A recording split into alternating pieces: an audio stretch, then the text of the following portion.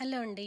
రీసెంట్‌గా సంక్రాంతికి ఒక ఫ్రెండు బొమ్మల కొలువు పెట్టియాను అని చెప్పి ఇన్వైట్ చేస్తే ఫ్రెండ్స్ అందరం కలిసి వెళ్ళామనమాట.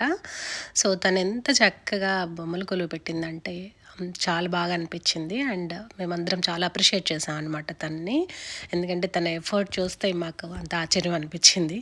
సో, జనరల్‌గా బొమ్మల కొలువు అంటే మనం చాలా వెరైటీస్ ఆఫ్ దేవుడి బొమ్మలు ఎక్కువ చూస్తుంటాము. అట్‌లీస్ట్ నేను అట్లాంటివి ఎక్కువ చూశాను.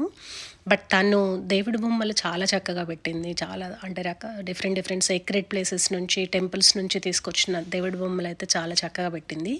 వాటితో పాటుగా మోడర్న్ కాన్సెప్ట్స్ పెట్టిందనమాట. ఎలాంటివంటే ఒక టౌన్ సెంటర్ ఎలా ఉంటుంది, అట్లాగే ఒక విలేజ్‌లో మనం సంతలు చూస్తుంటాం గదా! అవి ఎలా ఉంటాయి, అట్లాగే షాపింగ్ కాంప్లెక్స్‌లు, ఐస్ స్కేటింగ్, ఆహ్, వాట్ నాట్ ఎగ్జిబిషన్ కాన్సెప్ట్ పెట్టింది. And railway track and everything అనమాట. చాలా పెట్టింది. చాలా బాగా అరేంజ్ చేసింది. బొమ్మల కొలువు పెట్టడం అనేది వాళ్ళ వాళ్ళ ఇంట్లో ఒక సాంప్రదాయంగా ఎప్పటినుంచో వస్తుందనమాట. సో, తను దాన్ని అలా కంటిన్యూ చేస్తుంది. అలాగే తను యూఎస్‌లో ఉంటుంది కాబట్టి సో, అంటే షీ ఈజ్ వెరీ పర్టిక్యులర్.